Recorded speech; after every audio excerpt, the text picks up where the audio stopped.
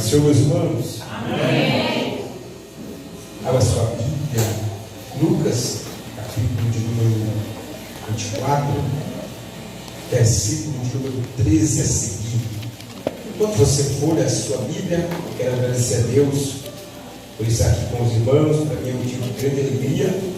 Também agradecer a Deus pelo amigo do pastor Adriano, meu amigo de longas datas, da confiança. O meu amigo trouxe a Adriana aí abençoada, que nos convidou para estarmos aqui nessa noite. Para mim também é uma honra. Também o meu amigo, que apregou nessa Queiroz uma vez, mas duas vezes na presença de Deus. Eu agradeço a Deus pelo convite. Estar aqui com os irmãos. Deus abençoe a igreja no modo geral. Deus tem uma palavra no teu coração, tenho certeza disso. Eu vou falar com você. Meus irmãos, quem achou Lucas capítulo de número 24, versículo número 13, diga amém. Amém. Quem não achou de escola bíblica? Diz assim o texto bíblico: e eis que no mesmo dia ia dois deles para uma aldeia que estava de Jerusalém, 60 estados, cujo nome era Emaús, iam falando entre si de tudo aquilo que havia sucedido.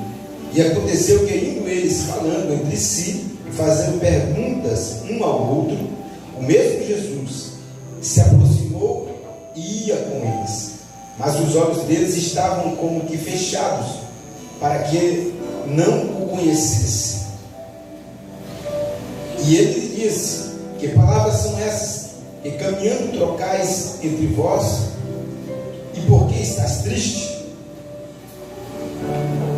E respondendo cujo nome era Cleopas, disse: és tu só peregrino em Jerusalém, e não sabe das coisas que nela têm sucedido nesses dias? E ele se perguntou: quais? E eles lhe disseram: as que dizem a respeito a Jesus o Nazareno, que foi um profeta poderoso em obras e palavras, diante de Deus e diante de todo o povo. Até aqui, toma o seu assento, adorando a Deus. Deus tem uma palavra no coração. Não quero me delongar muito, mas seria objetivo naquilo que o Espírito Santo já falou comigo. Meus irmãos, esses dois homens que estão saindo de Jerusalém, eles são também discípulos de Jesus. Eles são discípulos de Jesus. E eu sei disso por conta de João capítulo 19, versículo 25, que diz: e junto à cruz de Jesus estava sua mãe e a irmã de sua mãe, Maria, a mulher de Cleopas, e Maria Madalena. Perceba que uma dessas mulheres que estão aqui ao pé da cruz de Jesus, no momento ali da crucificação, era uma das esposas de um desses homens que estavam voltando, saindo de Jerusalém para Emaús. Então, se a sua esposa servia a Jesus e estava ao pé da cruz, certamente esses homens também estavam ali no rol dos discípulos de Jesus. Eles faziam parte, creio eu, que da comissão ali dos 70 discípulos também. Jesus teve muitos discípulos e é claro que muitos voltaram, desistiram, mas esses homens aqui faziam parte dos discípulos do Senhor. Porém, eles estão voltando para casa. Eles estão voltando para casa simplesmente por conta da morte de Jesus, da morte do seu mestre. E a morte de Jesus para esses homens causou consequências graves na vida desses dois homens, mas não somente na vida deles, porém especificamente na vida desses dois homens, mas abrangendo todos os discípulos. A morte de Jesus trouxe consequências muito graves para a vida deles. Primeiramente, a morte de Jesus, presbítero Adriano, trouxe medo para os discípulos. Vocês vão perceber que os discípulos, eles estão, após a morte de Jesus, eles estão trancados no cenáculo com medo. Eles estão muito medo, eles estão apavorados, porque agora o seu mestre morreu. Mas também a morte de Jesus trouxe também muitas lágrimas. Você vai perceber que na morte de Jesus havia muito choro, e até mesmo depois do sepultamento de Jesus, quando Marta e Maria vão ao sepulcro, e ela não acha o corpo de Jesus. Quando Marta chega lá e não acha o corpo de Jesus, logo ela volta para trás chorando, pensando que tinham roubado o corpo do seu mestre. Então a morte de Jesus trouxe muitas lágrimas, mas também não foi só isso. A morte de Jesus trouxe o isolamento dos discípulos. Eles se isolaram, é o que eu falei, eles estavam trancados no cenáculo, não queriam saber de nada. Trouxe também o isolamento. Mas a morte de Jesus trouxe, além dessas coisas que eu falei, trouxe também a desistência. Sim, a desistência. Esses homens que eu acabei de ler aqui, eles estavam desistindo, eles estavam voltando para a sua cidade, eles estavam voltando para a sua posição anterior, eles estavam retrocedendo, eles estavam desistindo de tudo, porque se Jesus morreu, não vale a pena mais continuar. Se o seu mestre está morto, certamente não vale a pena mais continuar. Porém, quando nós vemos esses homens voltando para trás, nós não podemos crucificar esses homens e chamar eles de homens que estão voltando para trás, de frouxo, de alguma coisa do tipo, de dizer, não, esses caras aqui nunca serviram a Deus de verdade. Nós não podemos crucificar esses homens aqui, porque esses homens, meus irmãos, muitas das vezes eu preguei contra esses dois homens aqui, preguei contra eles, pontos negativos sobre esses homens, mas eu estive analisando esse texto bíblico e eu pude perceber que esses homens tinham motivo de sobra para retornar. Eles tinham motivo de sobra para voltar para os seus lares, para desistir de tudo. Eles tinham motivo de sobra, sim. Eles tinham, sabe por quê? Primeiramente, eles não perderam simplesmente um alguém. Eles não perderam simplesmente um ser humano comum. Eles perderam aquele que era a razão da vida deles. Sim, e eu vou discorrer isso aqui para os irmãos. Quando Jesus morre naquela cruz do Calvário, os discípulos não têm mais motivo para continuar. Eles não têm mais o porquê continuar a sua caminhada. E eu quero trazer uma observação para os irmãos. Jesus tinha de grande importância para eles. Jesus, na vida daqueles homens, ele tinha um significado muito importante, muito grande para eles. Primeiramente, Jesus era o mestre daqueles homens. Sim, Jesus foi aquele que chamou aqueles homens para aprender com eles. E se Jesus chamou aqueles homens para aprender com eles, certamente Jesus era o mestre daqueles homens. E quando eles estavam precisando de um mestre, era Jesus que chegava lá para dar a direção da vida deles. Sim, você vai perceber que em João capítulo de número 13, o verso 13, diz assim: vós me chamais mestre e Senhor, e dizes bem, porque eu sou. Meus irmãos, sem Jesus, esses homens estavam sem direção. Jesus era a direção da vida deles, Jesus era o mestre deles, e agora Jesus está morto, então esses homens estão sem direção. Mas Jesus também não era simplesmente o mestre deles. Jesus era a esperança de redenção desses homens. Então você vai perceber que eles estão desistindo, mas eles não estão desistindo por qualquer motivo. Eles perderam aquele que era a esperança de redenção para a vida deles. Me prova, pregador. Os discípulos criam que Jesus seria o Messias esperado e o libertador de Israel. E certamente ele era o libertador de Israel. Certamente ele era o Messias esperado. Porém, quando Jesus morre, acaba-se a certeza de que ele poderia ser o libertador de Israel. Jesus, para aqueles homens, seria o libertador de Israel. Olha o que eles vão dizer no versículo de número 21 do capítulo 24. Eles vão dizer, conversando com Jesus: nós esperávamos que fosse ele quem havia que remir Israel. Perceba que eles esperavam que fosse Jesus. Eles esperavam que fosse Jesus que havia que remir Israel. Porém, a cruz pôs um fim na esperança desses homens. Jesus morreu. A esperança de que Jesus fosse o libertador de Israel também morre ali. E é por isso que eles estão voltando para trás. Perceba que não dá para criticar esses homens. Mas Jesus também, além de tudo isso que eu falei, ele era a esperança que protegia os discípulos. Sim, Jesus era a presença que protegia os discípulos. Perceba que no capítulo de número 8, versículo de número 25 a seguir, diz assim, de Mateus: Senhor, salva-nos. Então Jesus se levantou e repreendeu os ventos. Mas agora, com Jesus morto naquela cruz, quem os protegeria? Quem os guardaria? Não havia mais ninguém para os guardar. Então a presença que protegia os discípulos estava morto, estava pendurado naquela cruz, e não somente isso, estava sepultado. Então eles estão voltando para trás, mas Jesus não era somente isso. Jesus, ele era o amigo que caminhava junto com eles.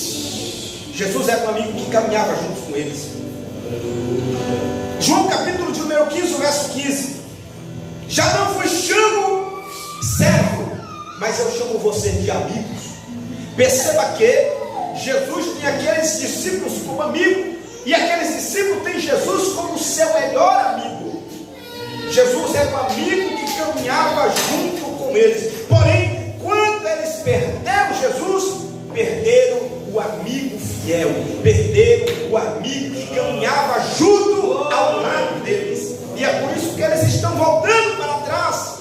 Porém, Jesus, além de tudo isso que eu falei, Jesus era o sentido da vida daqueles homens. Jesus era o sentido da vida daqueles homens. E presbítero Moreno, tudo que aqueles homens faziam girava em torno de Jesus. Jesus era a razão, era o sentido da vida deles. Por que eu sei disso? Por conta de Lucas capítulo 5, verso 11, diz assim: e deixando tudo, o seguiram. Perceba que eles abandonaram tudo, deixaram tudo. Jesus vai dizer: aquele que não deixar pai e mãe por amor de mim, não é digno de mim. Perceba que esse deixar aqui não é abandonar, mas é priorizar mais a Cristo do que as outras coisas. E esses homens estão priorizando desde o começo do seu ministério mais a Cristo do que as suas famílias. Cristo é a razão da vida deles. Então, quando Jesus morre na cruz do Calvário, morre a razão, morre o sentido da vida deles. Porque, meu irmão, eles deixaram tudo. É como se eles seguissem Jesus sem olhar para trás. É como se ele apostasse todas as suas fichas em Jesus. É Ele o libertador, é Ele o redentor. Nós não podemos perder a oportunidade. Nós vamos seguir. Quando Jesus, no capítulo de número 5 de Lucas, disse: olha, depois da pesca maravilhosa, disseram: eu quero fazer vocês pescadores de homens. Eles deixaram tudo e disseram: amém, nós vamos. Jesus era o sentido da vida deles. Meu Deus. Agora você entende por que esses homens estão voltando? E aqui então eu chego no primeiro ponto: eles estão voltando para casa. Porém, eu aprendo uma lição poderosa aqui. E qual é a lição? É que Jesus não desiste deles. Eles estão voltando para casa, mas Jesus não desiste deles. Aleluia! Eu vejo, ao decorrer do Novo Testamento, volta e meia pessoas voltando para trás e Jesus indo atrás deles.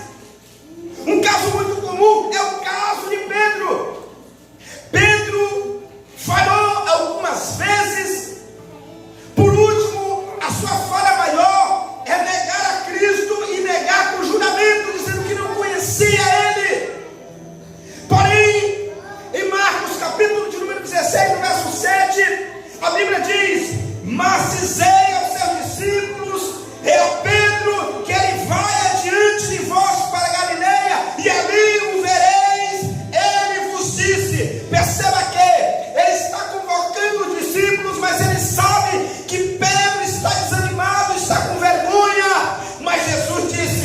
esqueça de avisar a Pedro que eu quero conversar com ele, eu quero ver ele lá junto com o discípulo. Jesus não desistiu de Pedro.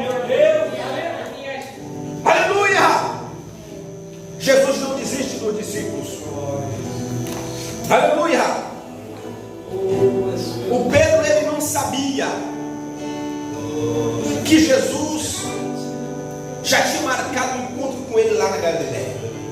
Que sabe, ele estava dizendo: ele não quer mais saber de mim. Eu neguei ele, neguei com juramento. Eu falhei.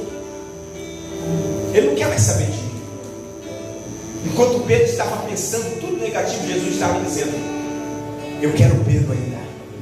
Eu ainda conto com ele no meu ministério. Eu ainda conto com ele na chamada. Eu ainda conto com ele na missão. Ele ainda faz parte dos 12. Eu quero conversar com Pedro. Ele não desiste de Pedro. Aleluia.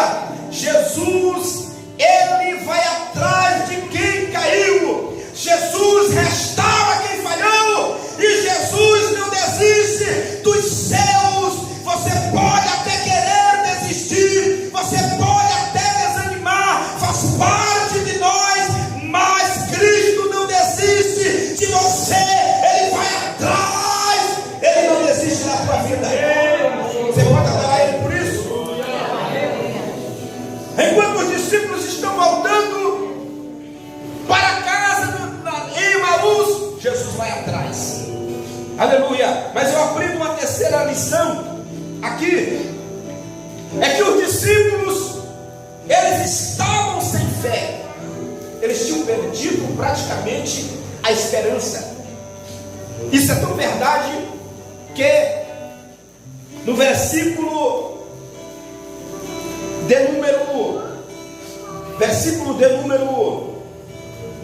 16 diz: mas os olhos deles estavam como que fechados, para que não o conhecesse. Jesus estava ali conversando com eles e eles nem sabiam que era Jesus, ou seja, não tinha mais esperança, eles não tinham mais fé. Eles não tinham mais fé. Porém, eu aprendi uma lição poderosa. A palavra de Jesus, ela reacende a fé e restaura a tua confiança em Deus. A palavra de Jesus faz isso. Ela restaura a tua fé, restaura a tua visão. Olha o que Jesus vai fazer. Lucas capítulo 24, verso 27 a seguir diz assim, e o versículo de número 31 também diz assim: e começando por Moisés e por todos os profetas, explicava do que dele estava escrito em todas as escrituras. Isso aqui é Jesus. E abriram-se os olhos, então,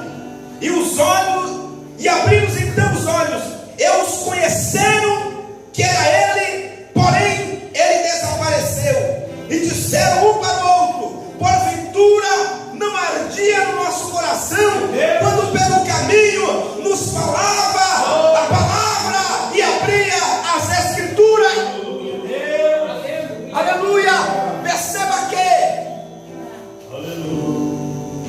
enquanto eles estão ouvindo a mensagem que Jesus está pregando no caminho, eles estavam com o coração gelado, com o coração frio, com os olhos fechados. Mas enquanto Jesus pregava o que estava escrito nas escrituras, nos profetas, sobre o próprio Jesus, os corações dele pegavam fogo, se acendia novamente, porque a palavra tem poder para acender a chama novamente. Aleluia! A palavra de Deus é poderosa. E eu vou trazer aqui alguns exemplos que a própria palavra fala sobre ela mesma. A palavra de Deus, ela é luz. A palavra de Deus, ela é luz para o teu caminho.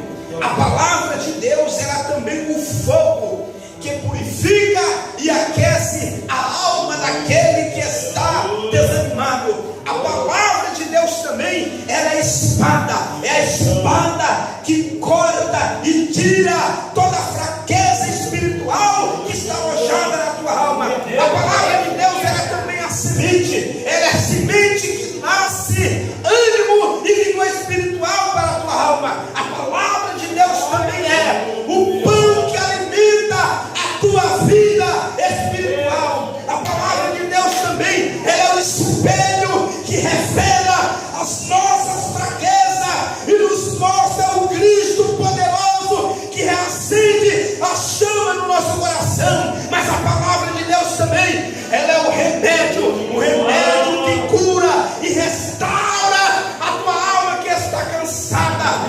Oh, quem pode adorar a Deus por essa palavra, ela que está sendo pregada aqui ao teu coração. Aleluia!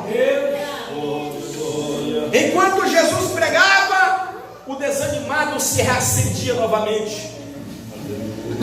É assim que funciona, meu irmão.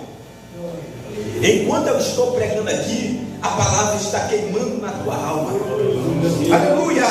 E se você entrou aqui desanimado, eu tenho certeza que o Espírito Santo vai acender a chama no teu coração novamente. Aleluia! E aqui eu quero finalizar com esse ponto. Se Cristo está vivo, o propósito continua. Se Cristo está vivo, o propósito continua. Lucas capítulo de número 24, verso 30 a seguir, diz assim: e aconteceu que, estando com eles à mesa, tomando o pão, o abençoou e partiu e lhe deu. Abriram-lhes então os olhos e conheceram que era ele, porém ele desapareceu. E na mesma hora, percebam o que está escrito aqui: levantando-se, voltaram para Jerusalém e acharam congregados os 11 e os que estavam com eles, os quais diziam: ressuscitou, verdadeiramente o Senhor já apareceu a Simão. E eles lhe contaram o que acontecera no caminho e como deles foi conhecido no partir do pão. Você não entendeu, mas eu vou explicar para você dar um plano. Olha o versículo de número 33. E na mesma hora, levantando-se, voltaram para Jerusalém. Explica, pregador. Meu irmão, eles saíram de Jerusalém. Pastor Adriano, eles saíram de Jerusalém. Por quê? Porque Jesus morreu. Eles estão, Jerusalém é o quê? É o lugar do propósito. Jerusalém é o lugar da promessa. Jerusalém é onde eles deviam estar. Se Jesus estivesse vivo, era lá que eles deviam estar. Porém, como Jesus está morto, sepultado, eles abandonam o lugar da promessa, o lugar do propósito, e retornam para Emaús, porque acabou. Jesus morreu, o propósito também morreu. Não vale mais a pena ficar em Jerusalém. Por quê? Ficar em Jerusalém se o nosso mestre está morto. Então eles voltam para Emaús. Porém, quando eles estão em Emaús, Jesus estará na mesa com eles. E quando eles reconheceram que era Jesus, o que eles fizeram? Eu imagino olhando para o outro dizendo assim: era ele.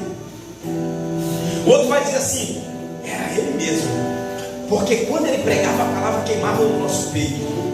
E a Bíblia diz que quando Jesus levantou as mãos ao céu, eu imagino que eles viram o furo do prego. E eles disseram: era ele. Tu viu a mão dele? Eu estou conjecturando. O outro disse: era ele mesmo. É ele? É. Quer saber de uma coisa? Esquece Emaús. Jerusalém. Glória a Deus.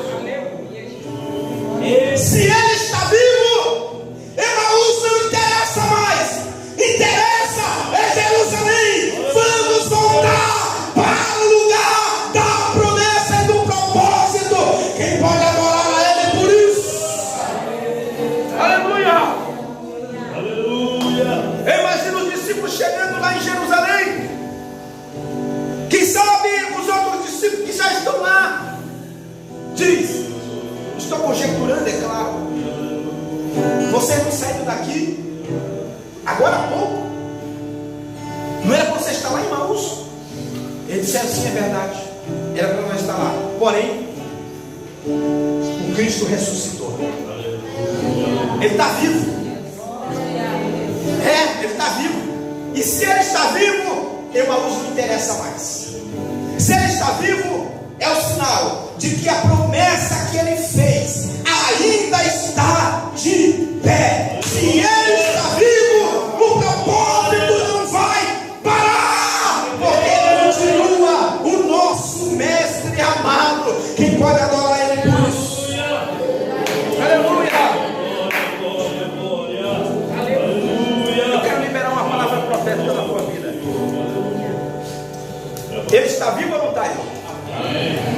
Então, se ele está vivo, o propósito na tua vida continua de pé. Aquele que começou a boa obra é fiel para terminar. Se ele está vivo, a palavra não caiu por terra. Sim, eu vou profetizar na tua vida. Se ele está vivo, a tua chamada continua. Se ele está vivo, o teu ministério continua. Se ele está vivo, o teu trabalho continua. Se ele está vivo, a tua empresa continua. Se ele está vivo, o teu casamento continua. Para a glória de Deus Pai, quem pode dar um brado de glória para os céus.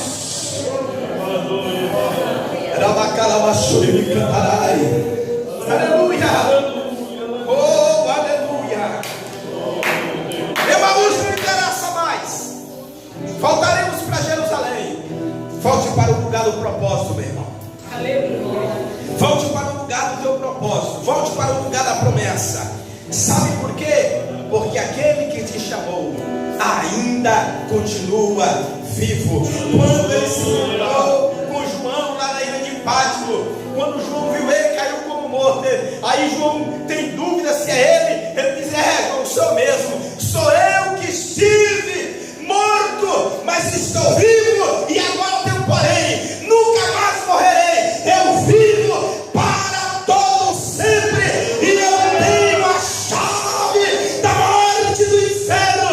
Ele não morre mais. Ele nunca mais se entregará para a morte, porque ele morreu de uma vez por toda para nos remir, para nos perdoar e colocar-nos nós novamente no propósito, novamente no lugar da promessa. Quem pode adorar ele por isso? O propósito continua, porque o nosso Deus está vivo.